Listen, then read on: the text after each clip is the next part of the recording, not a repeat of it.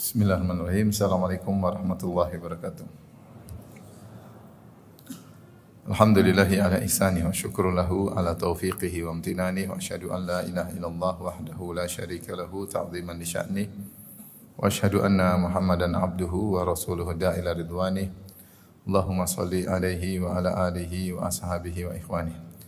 Kita masih melanjutkan bahasan kita tentang kasih sayang ya, orang tua terhadap anak ya. Di antaranya babun ar-rahmatu mi'atu juz'in. Kata Imam Al-Bukhari rahimahullah, bab rahmat itu 100 bagian. Rahmat itu 100 bagian. Imam Al-Bukhari berkata, qala haddatsana Al-Hakam bin Nafi' qala akhbarana Syu'aib an Az-Zuhri qala akhbarana Sa'id ibn al-Musayyib anna Abu Hurairah qala, bahwasanya Abu Hurairah radhiyallahu anhu berkata, sami'tu Rasulullah sallallahu alaihi wasallam yaqul, aku mendengar Rasulullah sallallahu alaihi wasallam bersabda, ja'alallahu azza wa jalla rahmata mi'ata juz'in. Allah menciptakan rahmat 100 bagian. Fa amsaka indahu tis'atan wa tis'in. Lalu Allah simpan di sisinya 99 bagian. Wa anzala fil ardi juz'an wahidan, dan Allah menurunkan di atas muka bumi satu bagian saja, yaitu satu dari 100, 1/100. Fa min dzalikal juz'i yatarahamul khalqu, dengan satu bagian tersebut maka makhluk saling menyayangi di antara mereka. Hatta tarfa'al farasu hafiraha an waladiha, sampai kuda mengangkat kakinya agar tidak menginjak anaknya. Khasyat an tusibahu, khawatir dia menginjak anaknya. Hadis ini hadis yang agung yang menjelaskan bagaimana luasnya rahmat Allah Subhanahu wa taala. Allah memiliki sifat rahmat, dan Dia Ar-Rahman dan Dia Ar-Rahim ya. Dan Dia Ar-Rahman dan Dia Ar-Rahim. Dan dengan rahmat Allah Subhanahu wa taala itu, di antara dampaknya Allah juga menciptakan kasih sayang. Allah menciptakan rahmat yang makhluk. Jadi yang dimaksud dengan 100 bagian bukanlah rahmat yang merupakan sifat Allah. Karena rahmat yang merupakan sifat Allah tanpa batas. Tapi yang dimaksudlah rahmat yang diciptakan. Rahmat yang diciptakan oleh Allah Subhanahu wa taala. Dan rahmat yang diciptakan oleh Allah ini adalah asar dari rahmat Allah Subhanahu wa taala.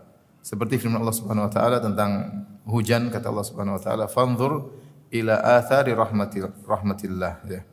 Lihatlah kepada dampak dari kasih sayang Allah Subhanahu wa taala, ya. Dampak dari kasih sayang Allah yang merupakan sifat rahmat Allah adalah Allah menurunkan hujan kepada para hambanya. Jadi di sini ada dua rahmat, rahmat yang merupakan sifat Allah Subhanahu wa taala. Ini yang bukan kita maksudkan dalam hadis ini, tetapi yang dimaksudlah rahmat yang merupakan ciptaan Allah Subhanahu wa taala. Nah, Allah menciptakan rahmat yang merupakan makhluk 100 bagian. Lalu Allah turunkan satu di atas muka bumi. Yang dari satu ini semua kasih sayang terjalin di atas muka bumi, itu merupakan bagian dari satu rahmat tersebut.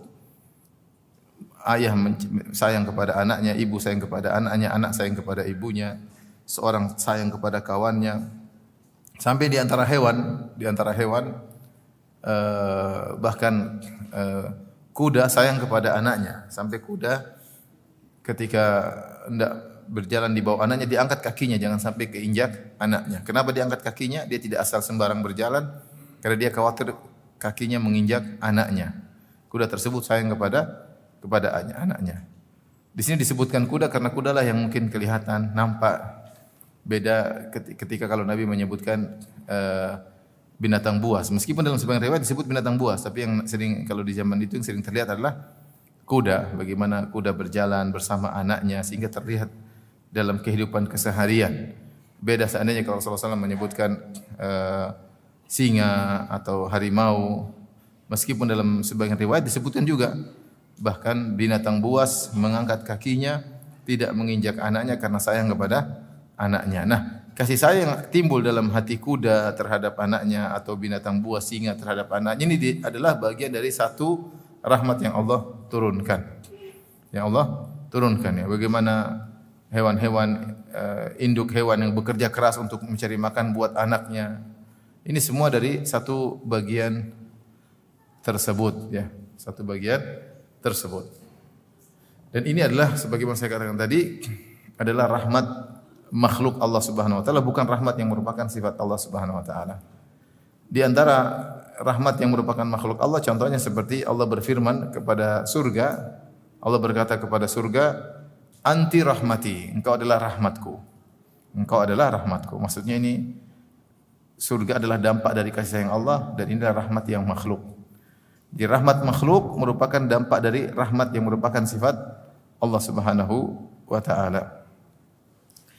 Nah, hadis ini memberikan gambaran kepada kita tentang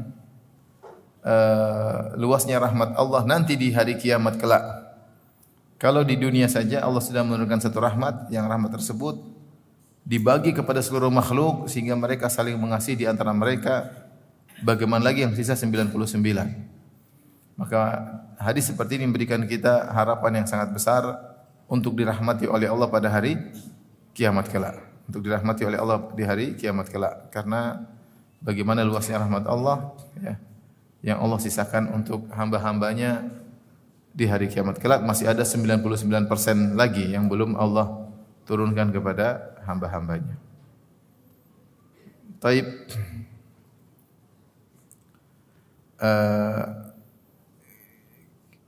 Kita lanjutkan bab berikutnya. Sekarang bab-bab berikut ini terkait dengan bagaimana bersikap terhadap tetangga, bagaimana beradab terhadap tetangga.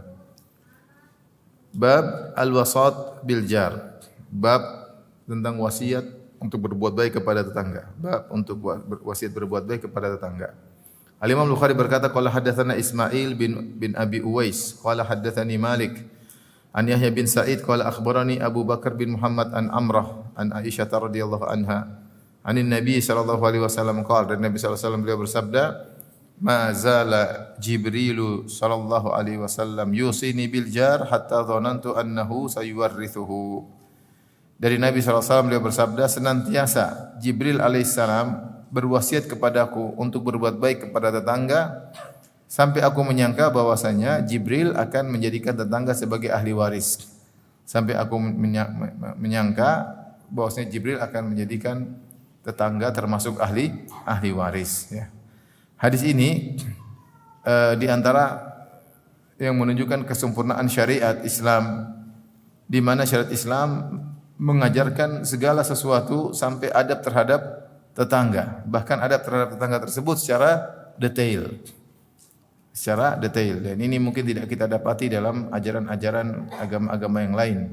Bagaimana detailnya syariat Islam, ya.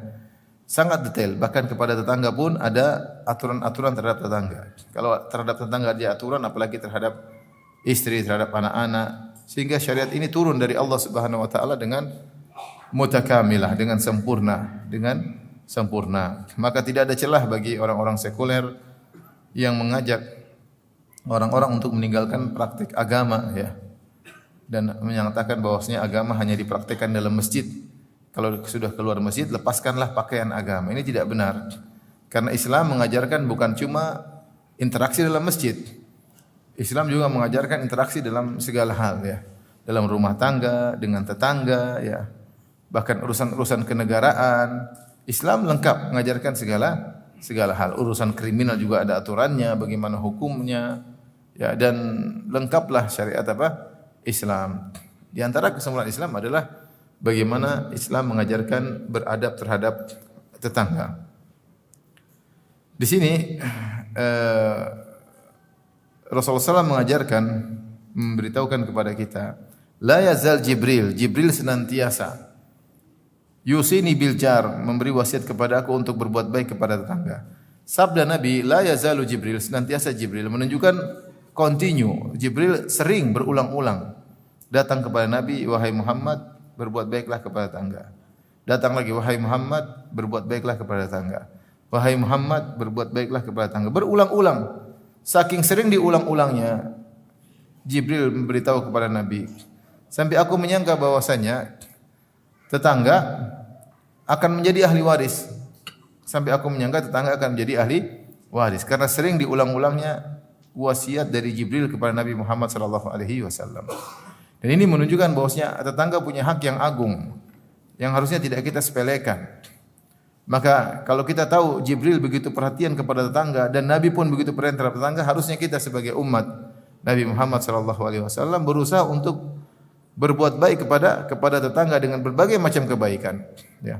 Semampu dia. Seperti misalnya mengucapkan salam kepada tetangga, muka wajah berseri-seri ketika ketemu dengan tetangga, kemudian cek kondisinya, sekali-sekali gimana kondisi keluarga, kita lewat, tanya anak-anak bagaimana. Kalau ada hadiah kita berikan kepada tetangga, meskipun mungkin sederhana, ada makanan, ada minuman, ya, yang insya Allah akan datang dalam penjelasan berikutnya. Jadi kita berusaha berbuat kebaikan pada tetangga semaksimal mungkin. Dan kita semaksimal mungkin tidak berbuat keburukan kepada tetangga. Semaksimal mungkin tidak berbuat keburukan kepada tetangga. Karena kenapa? Karena Jibril alaihissalam berulang-ulang berwasiat agar Muhammad berbuat baik kepada tetangga.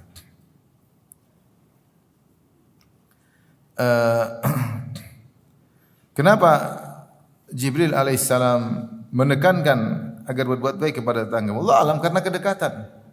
Tetangga dekat dengan kita, apalagi yang sedinding, apalagi yang berdekatan, ya, yang kita sering ketemu dengan dia, ya. Kalau ada apa-apa dengan kita, mereka mungkin lebih dahulu yang membantu, ya. Kalau ada sesuatu mungkin kita bisa wasiat untuk perhatian terhadap keluarga kita. Dan kedekatan rumah ini, ya, menjadikan tetangga punya hak. Tetangga punya hak. Maka seorang ketika tahu bahwasanya Jibril berwasiat berulang-ulang untuk perhatikan tetangga, maka jadikanlah ini sebagai sarana untuk meraih surga. Saya ulangi, ketika seorang tahu Jibril alaihissalam begitu perhatian terhadap tetangga, bahkan berwasiat berulang-ulang kepada Nabi sallallahu alaihi wasallam, dan itu disampaikan Nabi sallallahu alaihi wasallam kepada kita, maka ini menunjukkan hak tetangga itu agung. Maka harus diperhatikan. Jadikanlah itu salah satu pintu agar kita mudah masuk surga. Ya, kita jangan fokus dengan ibadah kita sendiri, ya, tapi di antara ibadah yang agung adalah perhatian terhadap tetangga. Tidak ada sulitnya kalau kita berniat. Yang masalahnya kita tidak berniat. Tidak berniat untuk berbuat baik sama tetangganya, sekedar tetangga hanyalah kebetulan rumahnya berdampingan, kebetulan rumahnya berdekatan. Tapi kalau seorang berniat untuk melakukan kebaikan, maka akan mudah dia berbuat baik kepada tetangga. Karena tidak sulit.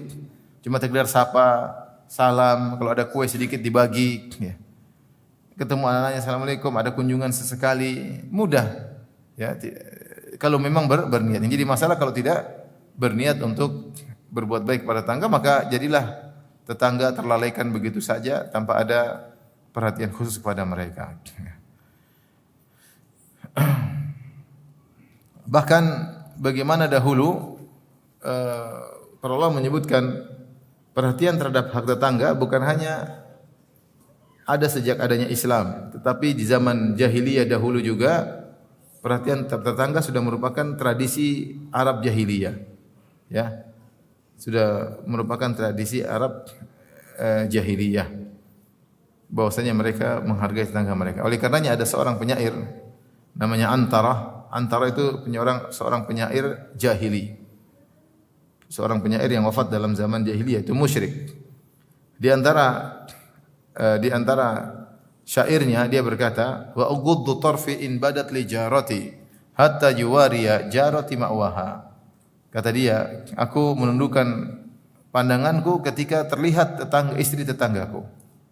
Sampai istri tetanggaku masuk dalam rumahnya baru aku mengangkat lagi pandangan. Bagaimana dia menghargai tetangganya, sehingga ketika menghargai tetangganya, sehingga ke istri tetangganya kelihatan, dia menundukkan pandangannya. Dia tidak ingin matanya melihat istri tetangganya, sehingga dia pun menundukkan pandangannya. Jika istri tetangganya sudah masuk rumah, baru dia melihat lagi kembali ke depan. Ini seorang penyair jahili yang mengerti tentang hak-hak tetangga. Bosnya di antara hak tetangga adalah menjaga kehormatan rumah tangga tetangganya, menjaga kehormatan istri tetangganya. Sehingga ketika istrinya lewat, dia pun menundukkan pandangan, tidak ingin membiarkan pandangannya memandang istri tetangganya tersebut.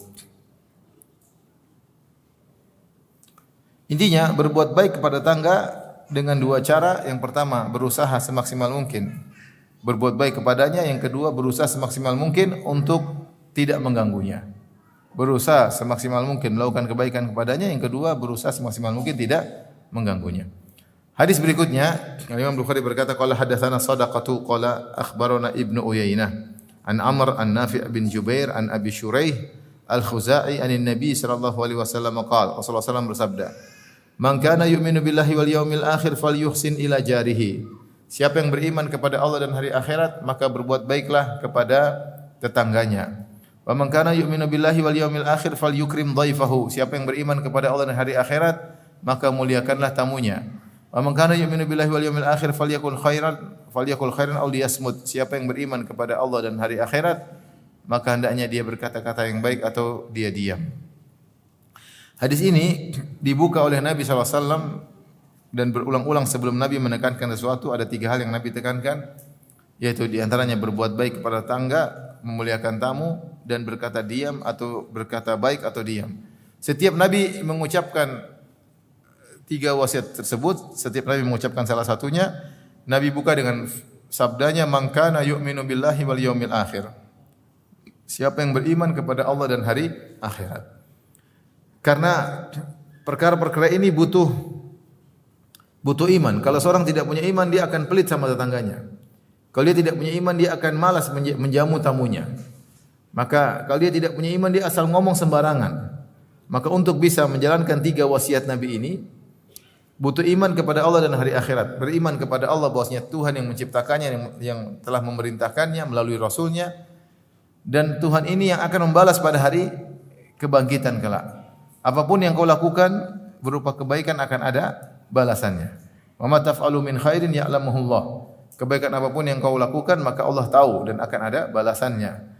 Faman ya'mal mithqala dzarratin khairan yara. Siapa yang melakukan kebajikan meskipun sebesar seringan dzarrah, dia akan melihat hasilnya. Wa may ya'mal mithqala dzarratin syarran yara. Siapa yang melakukan keburukan meskipun seringan dzarrah, dia akan melihat hasilnya. Maka Rasulullah buka dengan wa man kana yu'minu billahi wal yawmil akhir. Siapa yang beriman kepada Allah dan hari akhirat, agar seorang termotivasi falyuhsin ila jarihi, untuk berbuat baik kepada tetangganya. Di sini Rasulullah SAW mengatakan falyuhsin, berbuat baiklah kepada tetangganya. Rasulullah hanya mengatakan predikatnya, berbuat baiklah. Rasulullah SAW tidak menyebutkan objeknya apa yang perbuatan baik yang harus dilakukan kepada tetangganya, sehingga pintu berbuat baik terbuka.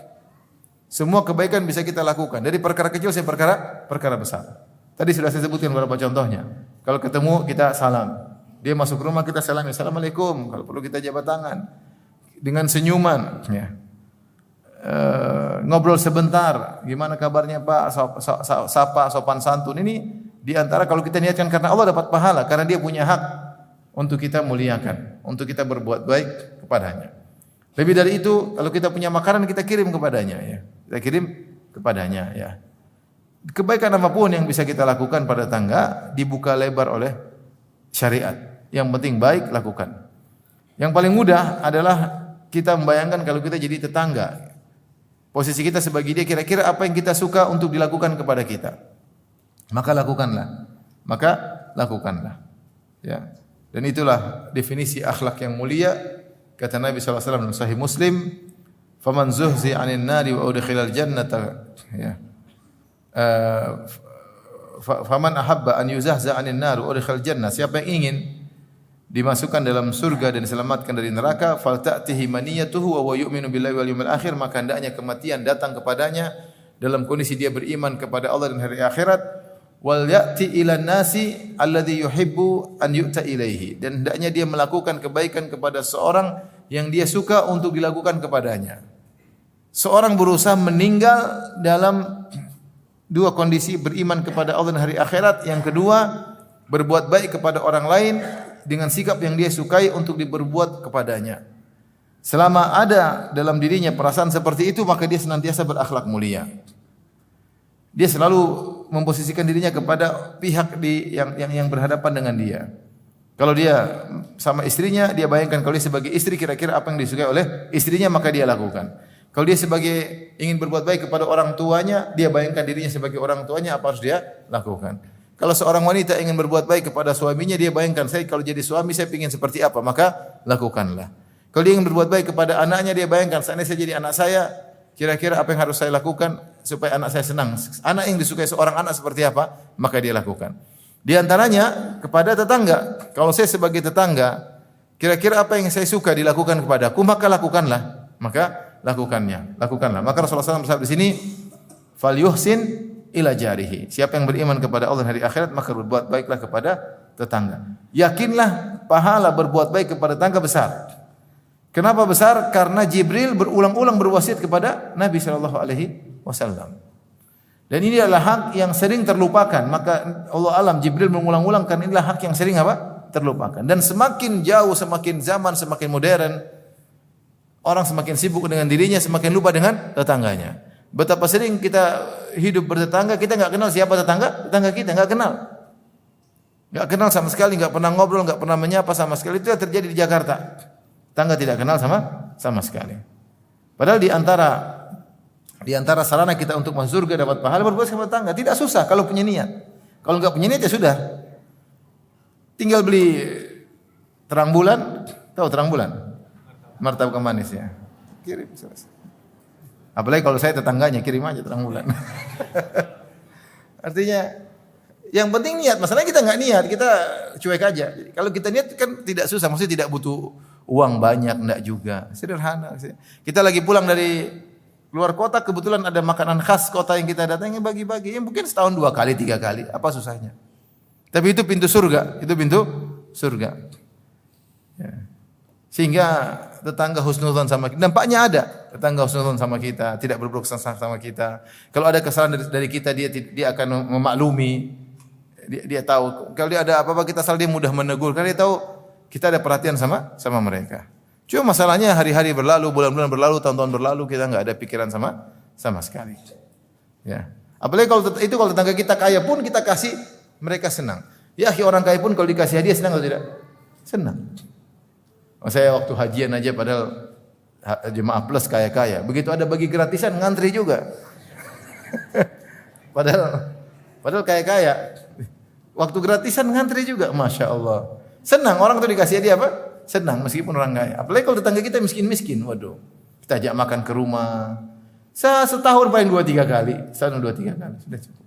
Kebanyakan juga duit habis ya. Tapi maksud saya 2-3 kali itu punya kesan yang baik.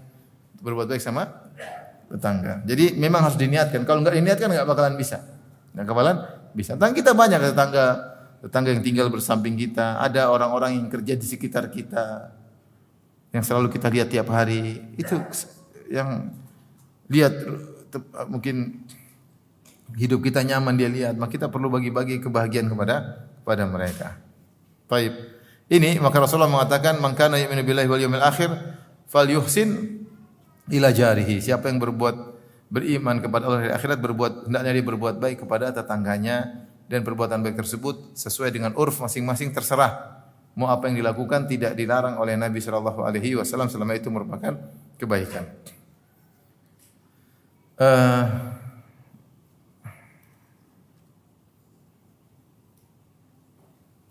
Kemudian juga yang berikutnya tentu akan datang penjelasannya ya.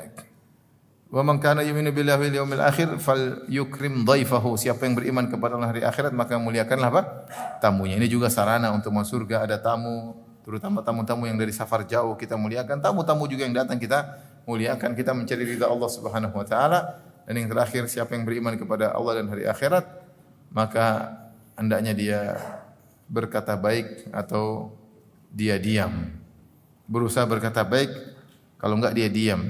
Untuk bisa mengamalkan hal ini maka dia harus berfikir sejenak sebelum dia berbicara.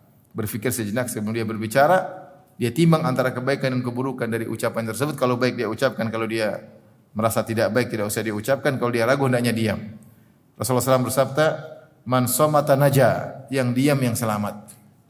Yang diam yang selamat.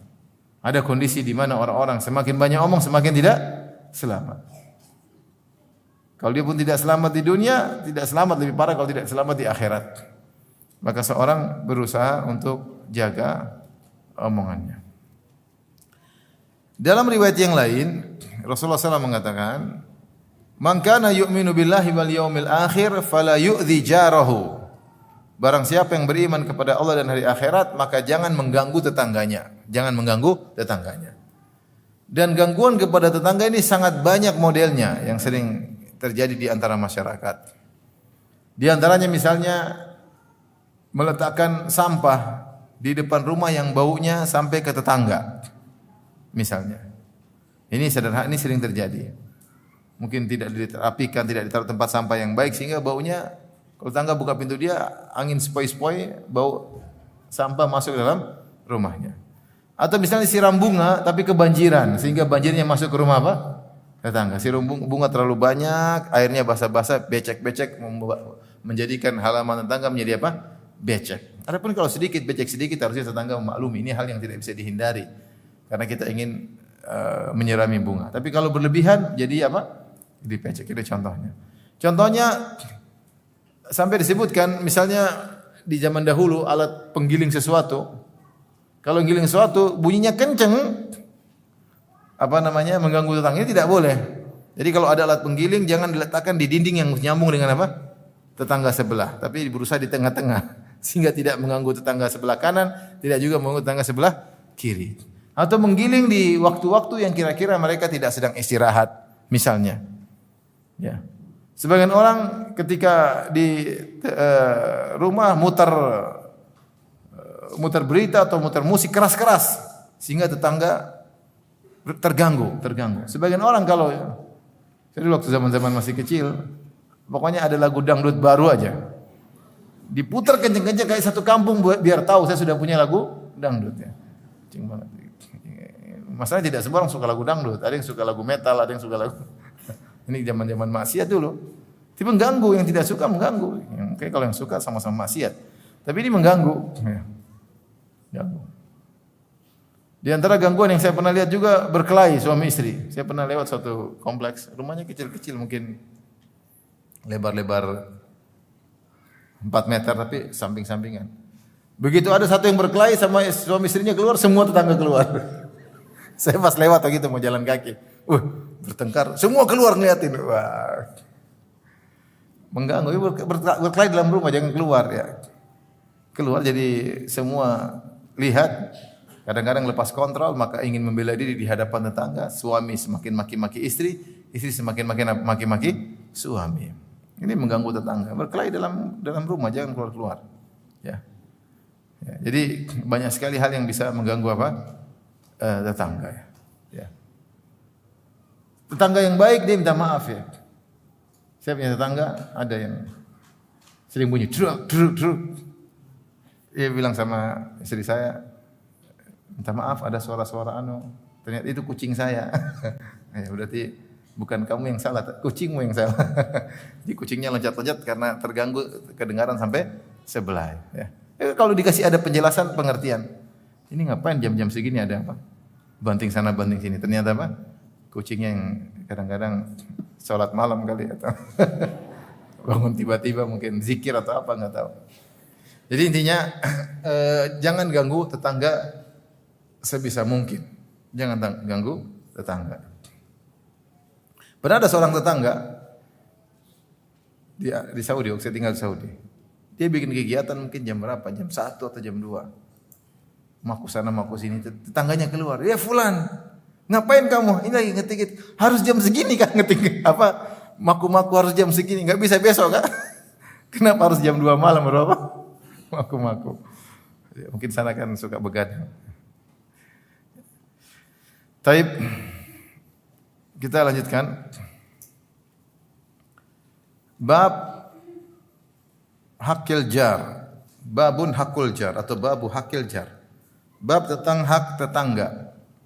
Al-Imam Al-Bukhari berkata qala haddatsana Ahmad bin Humaid qala haddatsana Muhammad bin Fudail an Muhammad bin Sa'ad qala sami'tu Aba Dhabya atau Dhibya al-Kila'i qala sami'tu al-Miqdad bin al-Aswad yaqulu sa'ala Rasulullah sallallahu alaihi wasallam ashabahu an zina.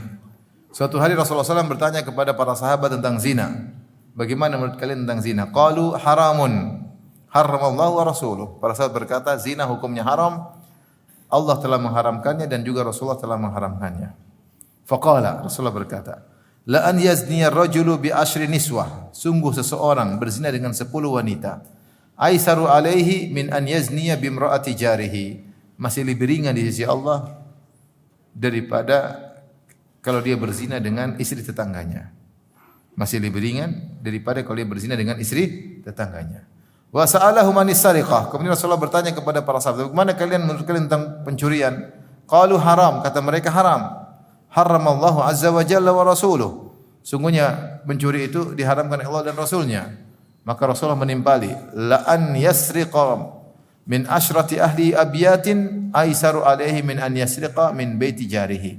Sungguh seseorang mencuri dari 10 rumah masih lebih ringan daripada dia mencuri rumah tetangganya.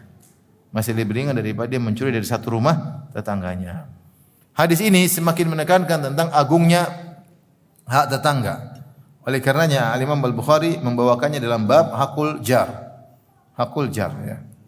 Subhanallah, bagaimana seseorang berzina dengan 10 wanita, yang itu tentu dosa sangat besar. Berzina dengan satu aja dosa besar. Apalagi dengan 10 wanita. Sangat-sangat besar, 10 kali lipat. Itu pun masih lebih ringan daripada kalau dia berzina dengan tetangganya. Istri tetangganya. Dalam hadis yang lain ketika Rasulullah SAW berkata, "Ala ukhbirukum bi akbaril kabair." Maukah aku kabarkan kepada kalian tentang dosa-dosa paling besar? Kata para sahabat, tentu ya Rasulullah. Dosa-dosa apakah itu? Kata Rasulullah SAW, al-isyraku billah, berbuat syirik kepada Allah subhanahu wa ta'ala, anta ja'alillahi niddan wa khalaqak, engkau mengambil tandingan bagi Allah, kau sekutukan Allah padahal yang ciptakan engkau hanyalah Allah semata. Engkau mengambil tandingan bagi Allah padahal yang menciptakan engkau hanyalah Allah semata. Kemudian kata Nabi sallallahu alaihi wasallam, an taqtula waladak khasyata an yakula ma'ak, kau membunuh anakmu khawatir dia ikut makan bersamamu. Dan yang ketiga, antuzaniya halilata jarik, engkau berzina dengan istri tetanggamu. Engkau berzina dengan istri tetanggamu. Dari sini para ulama mengatakan dosa satu tapi bisa berbeda tingkatannya tergantung dari pelaku. Berbedanya pelaku menjadikan dosa tersebut juga berbeda. Kemudian berbedanya objek yang dilakukan maksiat tersebut juga bisa menjadikan tingkatan-tingkatan dosa. Berbeda tempat juga bisa menimbulkan tingkatan-tingkatan dosa. Berbeda zaman juga bisa menimbulkan tingkatan-tingkatan dosa. Contoh misalnya, kalau ditinjau dari pelaku, misalnya pemuda yang berzina, dosa besar, tapi masih lebih ringan daripada kalau yang berzina orang tua. Ini pelaku, berbeda perbuatannya sama-sama zina, tapi ketika berbeda fa'il subjek bisa berbeda tingkatan dosanya. Pemuda yang berzina dosa, tetapi lebih parah lagi kalau yang berzina orang tua. Makanya kita Rasulullah SAW mengatakan salasatun la yukallimullah yaumal qiyamah wa la yanzuru ilaihim wa lahum adzabun adzim. 3 orang yang Allah tidak akan berbicara dengan mereka. Allah tidak akan melihat mereka dan bagi mereka azab yang pedih. Di antaranya kata Nabi sallallahu alaihi wasallam, usyaimitun zanin, yaitu kakek-kakek yang berzina. Kenapa kakek yang berzina dosanya lebih besar? Karena faktor untuk berzina lebih kecil. Beda dengan pemuda. Pemuda faktor untuk berzina besar. Syahwatnya bergejolak, kemudian dia masih muda. Kalau dia terjerumus zina, dosa besar. Ini sudah tua waktunya pergi ke masjid terus malah berzina. Ya. Waktunya bertobat kepada Allah malah berzina. Sehingga zina pemuda masih lebih ringan daripada zina orang yang sudah tua. Ini contoh berbeda faktor pelaku bisa berbeda besarnya dosa. Demikian juga misalnya budak yang berzina masih lebih ringan daripada orang merdeka yang berzina. Ini contoh. Sehingga hukumannya berbeda. Demikian juga orang yang masih bujang berzina beda dengan orang yang sudah menikah kemudian berzina. Orang yang bujang masih berzina hukumannya lebih ringan, 100 didera 100 kemudian diasingkan setahun, tagribu am. Mi'atu jaldah, 100 cambukan kemudian diasingkan selama setahun. Adapun kalau orang sudah menikah kemudian berzina, rajam sampai mati. Ini semua menunjukkan beda pelaku meskipun dosa yang sama ternyata hukumannya apa? Berbeda. Demikian juga misalnya bedanya objek yang berbeda menjadikan dosa berbeda ya. Seperti orang yang berzina dengan wanita pezina. Orang berzina dengan wanita pezina ini dosa. Tapi kalau dia menzinai wanita baik-baik lebih besar lagi apa? Dosanya. Lebih besar dosanya lagi kalau dia berzina dengan istri tetangga. Istri tetangga dosanya lebih besar lagi daripada tadi kata Nabi SAW, seorang berzina dengan 10 wanita, satu aja sudah dosa besar, apalagi 10 wanita, itu masih lebih ringan baginya daripada kalau dia berzina dengan istri tetangga. Demikian juga dia berzina dengan misalnya istri orang yang sedang berjuang di jalan Allah. Dahulu para mujahidin mereka pergi meninggalkan kampung mereka, mereka meninggalkan anak istri mereka. Anak istri mereka ini harusnya diperhatikan. Malah ada orang yang berzina dengan istrinya, maka dosanya tidak sama dengan berzina dengan wanita biasa. Dan tidak mungkin dia bisa sampai menzina istri tetangga atau kecuali biasanya terjadi rayuan di antara kedua belah pihak, antara istri tetangga yang mulai atau sang lelaki yang memulai. Makanya Rasulullah SAW menyebut dalam hadis 3 dosa besar, yang ketiga adalah antuzaniya halilata jarik. Engkau antuzania itu engkau melakukan zina dengan istri atau kekasih tetanggamu. Di sini wazan Nabi membawakan wazan fi'il tuzania, yaitu dari mufa'alah, saling menzinai. Maksudnya mereka saling merayu dari bertahap pelan-pelan sampai akhirnya kedipan mata, kemudian seterusnya main mata dan seterusnya sampai main yang lainnya. Kemudian berzina. Jadi demi tahapan yang seharusnya tetangga diperhatikan, ditolong, malah dikerjain sama orang tersebut. Jadi berbeda objek juga mempengaruhi perbedaan besarnya dosa. Demikian juga misalnya tempat berbeda juga tidak sama ya. Tempat berbeda tidak sama. Seorang yang melakukan maksiat di tempat sembunyi-sembunyi masih lebih ringan daripada dia melakukan maksiat tempat terang-terangan. Tidak punya malu. Dia lakukan tempat terang-terangan, dia buka auratnya, dia minum khamar terang-terangan, dia disko-disko terang-terangan, dia dan selanjutnya. Ini semua lebih parah daripada kalau dia bermaksiat apa? Sendirian. Ini contoh tempat yang berbeda, dosanya berbeda. Contoh lagi tentu berbeda antara bermaksiat di tanah suci dengan tanah halal, tanah halal. Sampai sebagian sahabat dia punya 2 fustatan. Fustat itu semacam kemah di tanah haram dan fustat di tanah halal. Kalau dia mau beribadah dia masuk ke kemahnya di tanah haram, kemudian dia beribadah. Kalau selesai beribadah dia keluar ke tanah halal. Kenapa? Dia takut bermaksiat di tanah haram. Kalau di tanah halal maksiat masih lebih ringan daripada tanah haram. Baik tanah haram Mekah maupun tanah haram Madinah. Makanya Rasulullah SAW bersabda tentang tanah haram Madinah. Al-Madinatu haramun ya, ma baina Thawr wa Airin.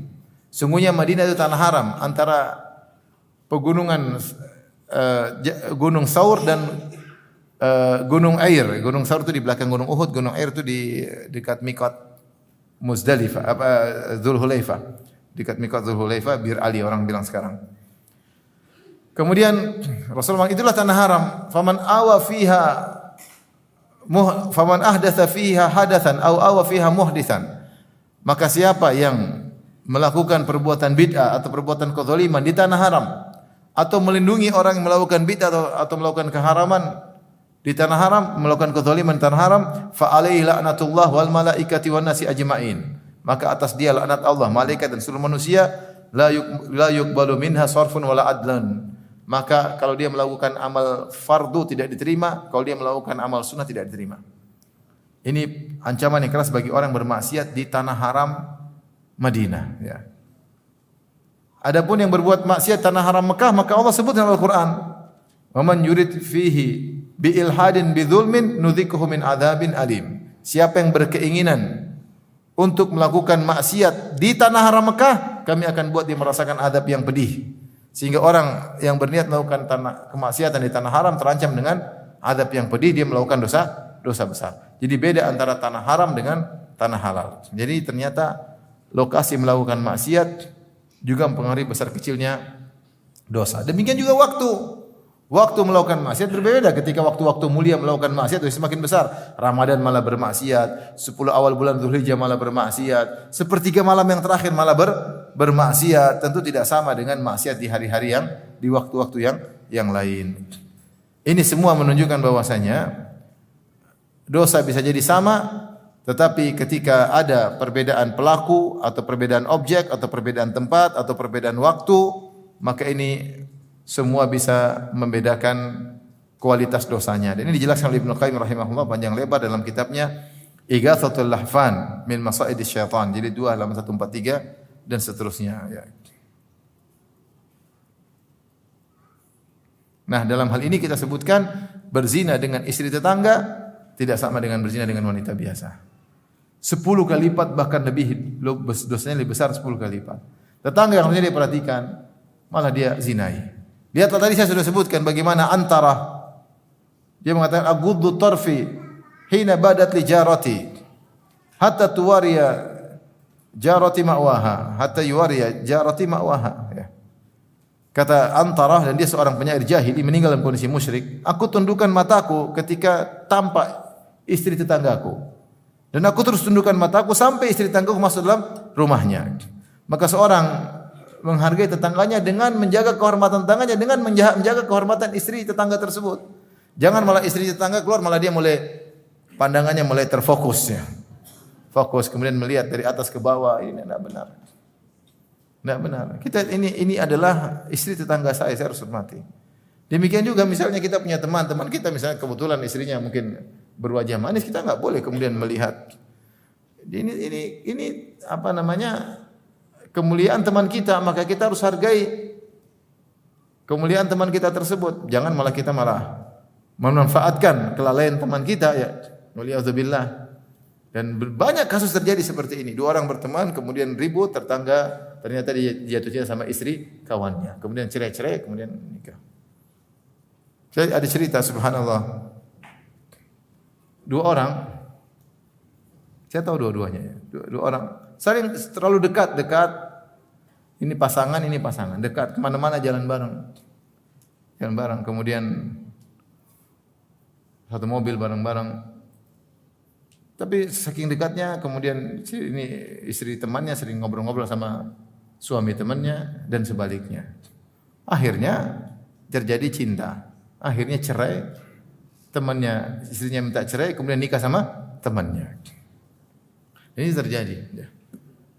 Lihatlah bagaimana kisah yang kita sudah pernah sebutkan tentang siapa?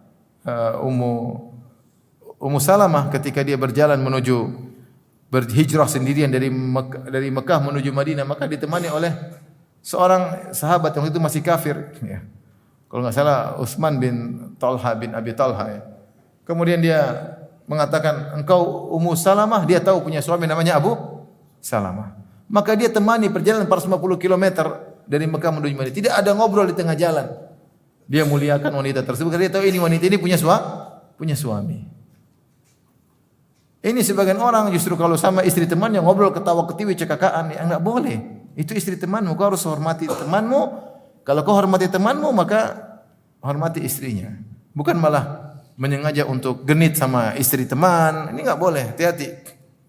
Dosanya tidak sama dengan wanita biasa, enggak. Istri teman, istri tetangga, orang yang justru memberikan kepercayaan kepada kita, malah kita genit godai apa? Istrinya. Enggak boleh. Dan kita juga harus awas dalam hal ini kalau istri kita mulai misalnya ada seorang istri kemudian ternyata nyaman ngobrol sama laki-laki, kita tegur enggak boleh. Enggak boleh gitu, haram. Ya. Enggak boleh. Kenapa bisa ngobrol lama-lama? Pasti ada kenyamanan, pasti ada syahwat. Kalau enggak ada syahwat enggak mungkin ngobrol apa? Lama-lama. Oleh karenanya hati-hati, kemaksiatan tidak sama kualitasnya, tergantung siapa yang melakukan dan siapa yang dilakukan. Subjek dan predikat dan objek membedakan kualitas. Maka seorang mengkhianati temannya dengan mengganggu istrinya, seorang yang mengkhianati temannya dengan mengkhianati tetangganya dengan menggoda istri tetangganya, ini dosanya tidak sama dengan menggoda wanita yang lainnya yang biasa. Taib. Hadis berikutnya, bab berikutnya babun yubda'u bil jar. Bab kalau berbuat baik dimulai dengan tetangga.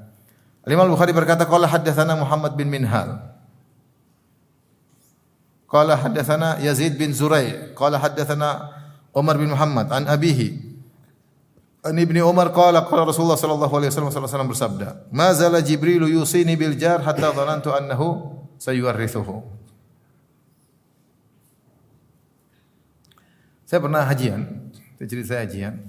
Ada hajian sama biasa sama bapak ibu-ibu. Saya juga bawa istri, teman-teman juga bawa istrinya.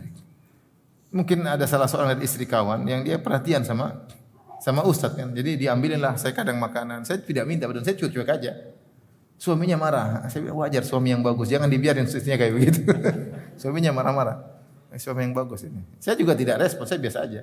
Ya karena saya juga pernah kalau saya jadi dia, saya juga enggak mau istri saya terlalu berlebihan sama meskipun ustaz, ya. Meskipun apa? Ustaz, ya. Sama suami tidak pernah melayani sama ustaz kemudian melayani tidak boleh. Meskipun niatnya untuk membantu seorang yang berilmu atau apa tidak boleh. Maka ketika suaminya marah, bagus itu, marah-marah. Ya. Jangan malah dibiarkan, ya. Padahal ketika itu maksud saya kondisi tidak ada sesuatu yang meragukan karena saya juga bersama apa? Istri saya dan itu juga teman istri saya. Tapi suaminya marah-marah, bagus ya. Kita enggak tahu kapan setan masuk kan? Kita enggak tahu. Setan bisa masuk kapan saja. Ya, meskipun lagi hajian, setan bisa menggoda enggak? Bisa ya. Orang umrah saja terjadi cinta lokasi. Apalagi haji cinta interlokal. Bisa terjadi, tergoda ya. Bisa itu yang terjadi. Ini karenanya seorang hati-hati, fitnah wanita, fitnah lelaki, waspada. Baik, berikutnya babun yubda'u bil jar. Bab dimulai kebaikan kepada tetangga. Imam Bukhari berkata qala hadatsana Muhammad bin Minhal, qala hadatsana Yazid bin Zurai', qala hadatsana Umar bin Muhammad an abihi an Ibnu Umar qala qala Rasulullah sallallahu alaihi wasallam bersabda, "Ma zala Jibril yusini bil jar hatta dhanantu annahu sayuwarithuhu." Jibril senantiasa berwasiat kepadaku untuk berbuat baik kepada tetangga sampai aku menyangka tetangga akan dijadikan ahli waris. Ini hadis sama dengan sebelumnya, tapi yang pertama tadi riwayat Aisyah, yang ini riwayat Ibnu Umar. Ternyata hadis ini diriwayatkan oleh banyak sahabat. Nanti akan datang hadis riwayat Abdullah bin Amr bin As. Jadi hadis ini diriwayatkan oleh banyak sahabat. Berarti Nabi sering mengulang-ulang sehingga diriwayatkan oleh banyak sahabat. Maka seorang hendaknya jangan menyepelekan pahala dengan berbuat baik sama tetangga. Kesempatan. Kita punya tetangga berarti kesempatan sudah dapat pahala. Kesempatan dapat pahala. Apalagi tetangga kita miskin, wah ini lebih lagi besar. Kalau tetangga kita kaya kita bingung, kita mau ke rumahnya dikira ngemis-ngemis. Tapi kalau tetangga kita miskin, kita buat di kesempatan dapat pahala. Taib, hadis berikutnya qala hadatsana Muhammad bin Salam qala akhbarana Sufyan bin Uyainah an Dawud bin Syabur wa Abi Ismail an-Mujahid an Abdullah bin Amr. Ini saya yang bilang tadi hadis berikutnya. Abdullah bin Amr bin As annahu dzubihat lahu syatun. Suatu hari disembelihlah kambing buatnya. Faja'ala yaqulu li gulamihi, maka dia berkata kepada pembantu-pembantunya atau budak-budaknya, "Ahdaita li jarinal yahudi, wahai pembantuku, sudahkah kau menghadiahkan sebagian kambing sembelihan kepada tetangga kita yang beragama Yahudi?" Sampai dua kali dia bertanya, "Ahdaita li jarinal yahudi, sudahkah kau berikan sebagian kepada tetangga kita Yahudi?" Sami'tu Rasulullah sallallahu alaihi wasallam yaqul, aku mendengar Rasulullah sallallahu alaihi wasallam bersabda, "Ma zala Jibril yusini bil jar hatta dhanantu annahu sayuwarithuhu." Aku mendengar Rasulullah sallallahu alaihi wasallam bersabda, senantiasa Jibril berwasiat kepada aku untuk berbuat baik kepada tetangga sampai aku menyangka tetangga akan menjadi ahli waris. Ini menunjukkan hadis tentang ini, wasiat Jibril kepada Nabi untuk berbuat baik sama tetangga berulang-ulang diriwayatkan oleh banyak sahabat. Ini sudah 3 sahabat. Aisyah, tadi Ibnu Umar, sekarang Abdullah bin Amr bin As. Ini juga dalil bahwasanya tetangga yang harus dibaiki ternyata tidak disyaratkan harus muslim atau mukmin. Terkadang tetangga yang kafir juga dibaikin dan itu dapat pahala. Sampai Abdullah bin As berkata, "Sudah kau kasihkah kepada tetangga kita Yahudi?" Ini Yahudi. Bukan cuma Nasrani, bahkan apa? Yahudi. Tapi status dia sebagai tetangga harus mendapatkan bagian kebaikan dari kaum muslimin. Oleh karenanya para ulama membagi tetangga menjadi 3. Pertama, tetangga yang dia tetangga muslim kerabat. Tetangga muslim dan apa? Kerabat. Maka bagi dia punya 3 hak. Hak sebagai tetangga, hak sebagai sesama muslim, hak sebagai kerabat. Kerabat punya hak tersendiri. Jadi ada tetangga kita yang merupakan kerabat kita. Ini lebih utama. Yang kedua adalah tetangga muslim bukan kerabat. Tetangga muslim bukan kerabat, maka dia punya 2 hak. Hak tetangga dan hak muslim. Dan yang ketiga, tetangga yang bukan muslim, bukan kerabat, tapi dia tetangga. Maka dia punya 1 hak, itu hak apa? Tetangga. Misalnya kita punya tetangga, misalnya Yahudi, Nasrani, Hindu, Buddha. Dia punya tetangga, maka dia punya hak sebagai tetangga untuk kita berbuat baik kepada mereka. Dan ini dipraktekkan oleh para sahabat. Sampai Abdullah bin Amr bin As berkata, "Sudah kau berikankah kepada tetangga kita Yahudi?" Kenapa Rasulullah menyuruh kita untuk berbuat baik kepada sesama tetangga? Dan Allah tidak melarang kita untuk berbuat baik sama tetangga, sama orang kafir secara umum jika mereka tidak memusuhi agama kita. Allah berfirman, "La yanhakumullahu 'anil ladzina lam yuqatilukum fid din wa lam yukhrijukum min diyarikum an tabarruhum wa tuqsitu ilaihim. Innallaha yuhibbul muqsitin." Allah tidak melarang kalian untuk berbuat baik kepada orang-orang kafir yang tidak berperang melawan kalian dan tidak mengusir kalian dari negeri kalian. Allah tidak melarang kalian berbuat baik kepada mereka dan berbuat adil kepada mereka. Sungguhnya Allah suka dengan orang yang berbuat adil. Ya, kalau tetangga kita baik, bertetangga baik, teman kerja, berbuat baik sama orang kafir tidak jadi masalah. Itu menunjukkan agama Islam yang penuh dengan rahmat, ya. Apalagi kalau kita niatkan untuk bisa mendakwahinya, tentunya ini adalah hal yang lebih baik lagi, ya. Hadis berikutnya sudah kita sampaikan. Hadatsana Muhammad bin Salam, akhbarana Abdul Wahhab As-Saqafi qala sami'tu Yahya bin Sa'id yaqul hadatsani Abu Bakar anna Amrah haddatsathu anna sami'at Aisyah radhiyallahu anha taqul, ini hadis Aisyah. Sami'tu Rasulullah sallallahu alaihi wasallam yaqul, aku mendengar Rasulullah sallallahu bersabda, kata Aisyah radhiyallahu anha, "Ma zala Jibril yusini bil jar hatta dhanantu annahu la yuwarrithuhu." Senantiasa Jibril berwasiat kepadaku untuk berbuat baik kepada tetangga sampai aku menyangka bahwasanya Jibril akan menjadikan tetangga sebagai ahli waris. Tapi kita lanjutkan lagi satu bab, atau kita cukup sampai di sini aja, ya. Ini bab berikutnya berkaitan satu dengan yang lainnya tentang tetangga mana yang harus didahulukan terlebih dahulu.